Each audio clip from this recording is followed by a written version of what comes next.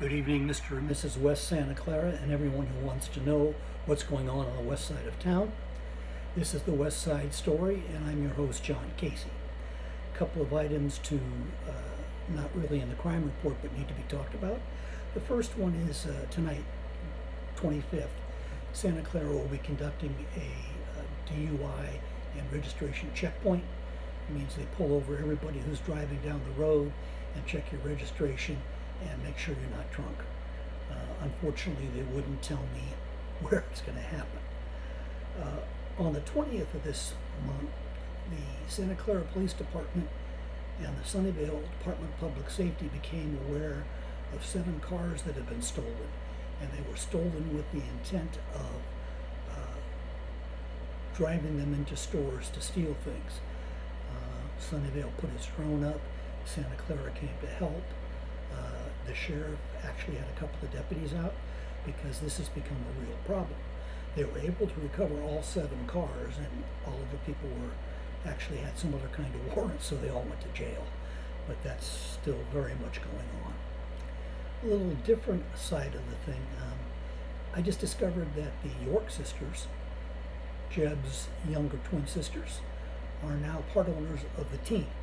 I'm not exactly sure how that works, but they're listed on the website. The last thing is the person who represents us on the Santa Clara City Council is Kevin Park. Kevin's a good man. I met with him several times. He and his girlfriend have a nice baby.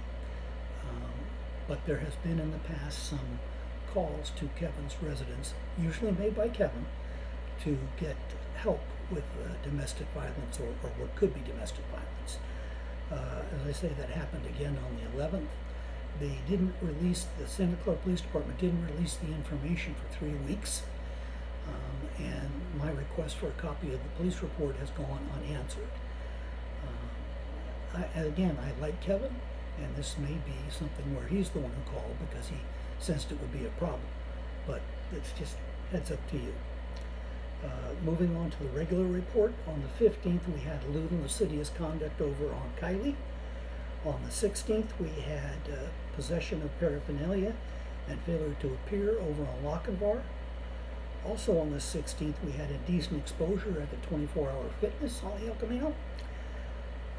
On the 17th we had a drunk and disorderly call at the Buena Vista Motel. That's the motel the county took over to help out the poor folks who don't have a place. I'm hoping this is an anomaly, not a new way to go.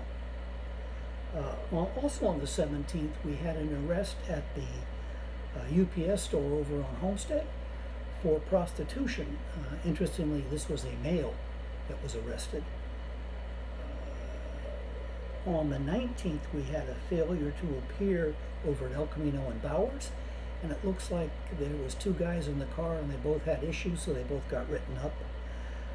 On the 20th at Homestead and San Tomas, a person had committed an incident, got pulled over, and then they discovered he had failure to appear.